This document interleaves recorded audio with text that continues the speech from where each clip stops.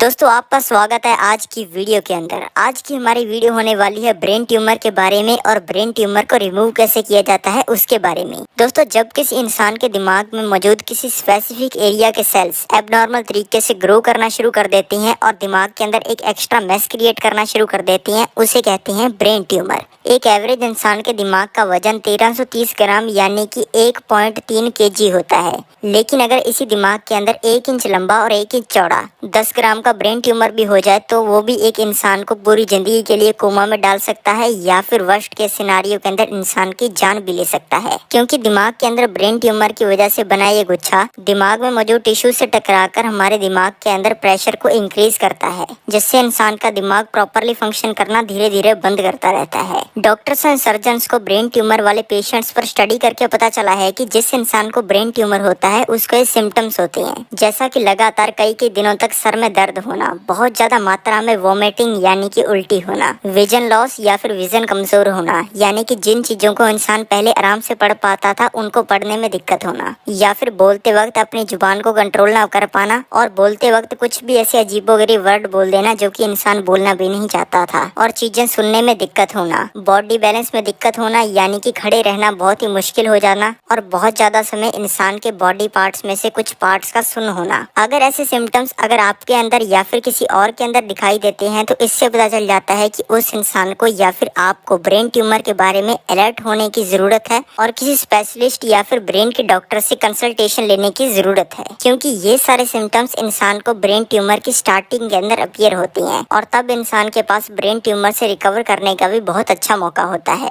Brain tumour के अंदर इंसान के सेल्स के अंदर म्यूटेशन हो जाता है, जिससे इंसान के दिमाग के सेल्स रैंडम पैटर्न के अंदर एबनॉर्मली ग्रो करना शुरू कर देते हैं। इसके बहुत सारे कॉजेज हो सकते हैं, जैसे ही कुछ लोग हाई रेडिएशन जॉब्स करते हैं जैसा कि flight attendants, X ray machine operators, baggage services, military या फिर माइन वर्कर्स। इन लोगों की जॉब्स के अंदर इनका बहुत ज्यादा कनेक्शन रहता है अल्ट्रावायलेट रेज और एक्सरेज के साथ। जैसे एक्सरेज और अल्ट्रावायलेट रेज इनकी बॉडी के साथ सारा दिन टकराती रहती हैं, जिससे इन लोगों के सेल्स के अंदर म्यूटेशन हो जाता है और सेल्स एबनॉर्मल तरीके से ग्रो करना शुरू कर देते हैं। दूसरा होता है जेनेटिक डिसऑर्डर। इसके अंदर लोगों को अपनी फैमिली से यानी कि मम्मी पापा, दादा दादी, इनके जीन से लोगों को ब्रेन ट्यूमर हो जाता है। इसके अलावा कुछ बैक्टीरिया या फिर वायरल इन्फेक्शंस भी ब्रेन ट्यूमर कॉज कर सकती हैं, और किसी दवाई का इन्फेक्शन या फिर स्ट्रॉन्ग केमिकल्स के साथ इंसान का कनेक्शन भी ब्रेन ट्यूमर कॉज कर सकता है। वैसे तो ब्रेन ट्यूमर मेल्स और फीमेल्स दोनों के अंदर होता है, पर डॉक्टर्स के द्वारा और साइंटिस्ट के द्वारा की गई स्टडीज में ज्यादातर पता चला है कि ब्रेन ट्यूमर के पेशेंट्स मेल्स ही होते हैं, क्योंकि ज्यादातर मेल्स घर से बाहर निकलकर काम करते हैं, जिसकी वजह से उनके शरीर के साथ हाई अल्ट्रावायलेट रेज का कनेक्शन होता है और मेल्स की बॉडी ब्रेन ट्यूमर को ज्यादा अडेप्ट भी करती है।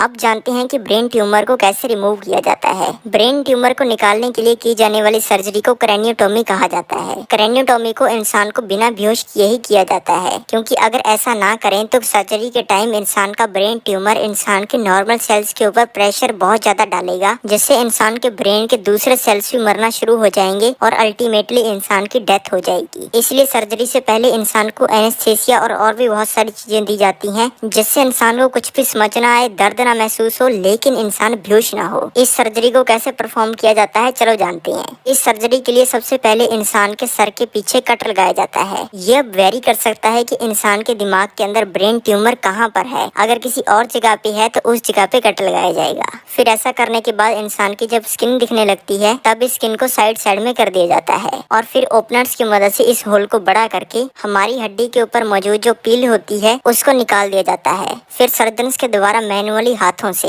4.5 mm से लेकर 7.5 mm की एक स्पेशल ड्रिल होलर मशीन लाई जाती है। ये मशीन दिखने और काम में ड्रिल जैसी ही होती है, बस फर्क इतना होता है कि इसके आगे की जो रॉड होती है वो काफी मोटी होती है, और फिर इस ड्रिल से इंसान की हड्डी के ऊपर एक एक करके 3 होल्स किए जाते हैं और फिर मैनुअली हाथों से हड्डी के इस पूरे ही पार्ट को निकाल लिया जाता है। फिर इंसान की स्कल की स्किन के ऊपर कट लगाया जाता है। फिर ऐसा करने के बाद इंसान की जो कनेक्टिंग बोन होती है उसके दोनों साइड्स के अंदर कट लगाकर इस कनेक्टिंग बोन को पूरा ही निकाल लिया जाता है। ये कनेक्टिंग बोन एक ऐसी बोन होती है कि इसको अगर हमारे दिमाग से परमानेंटली निकाल भी दिया जाए तब भी कोई फर्क नहीं पड़ेगा और हमारा दिमाग पहले जैसा ही 100% परफॉर्म करेगा। और इसके ऊपर कट लगाने के बाद दिखने लगता है ब्रेन ट्यूमर। फिर कटर्स की मदद से प्रिसाइसली हाथों से डॉक्टर्स के द्वारा ब्रेन ट्यूमर की आउटर कवरिंग के ऊपर कट लगाया जाता है और फिर धीरे धीरे ब्रेन ट्यूमर अपने आप दिमाग से बाहर आ जाता है। फिर ऐसा करने के बाद इंसान के सर को बंद करने के लिए सबसे पहले एक स्टिकिंग प्लेट लगाई जाती है। फिर ऐसा करने के बाद जो हड्डी 3 होल्स करके दिमाग से निकाली गई थी उसको वापस दिमाग के अंदर लगा दिया जाता है और इंसान के दिमाग की कनेक्टिंग बोन को ऐसे ही छोड़ दिया जाता है। और ऐसा करने के बाद इंसान के दिमाग से ओपनर्स को निकाल लिया जाता है और स्किन को बंद कर दिया जाता है। और फिर ऐसा करने के बाद स्किन को बंद करने के लिए इंसान की स्किन के ऊपर टांके यानी कि स्टिचेस लगाए जाते हैं। और फिर ऐसा करने के बाद रेडियोथेरेपी और कीमोथेरेपी का भी सहारा लिया जाता है। इन थेरेपीज के अंदर रेस का सहारा लेकर बिना हाथ लगाए मशीन्स के द्वारा दिमाग में मौजूद बाकी ब्रेन ट्यूमर के सेल्स को खत्म किया जाता है, जिससे वापस ब्रेन ट्यूमर होने के चांसेस लगभग ना के बराबर हो जाते हैं और ट्रीटमेंट पूरा हो जाता है। तो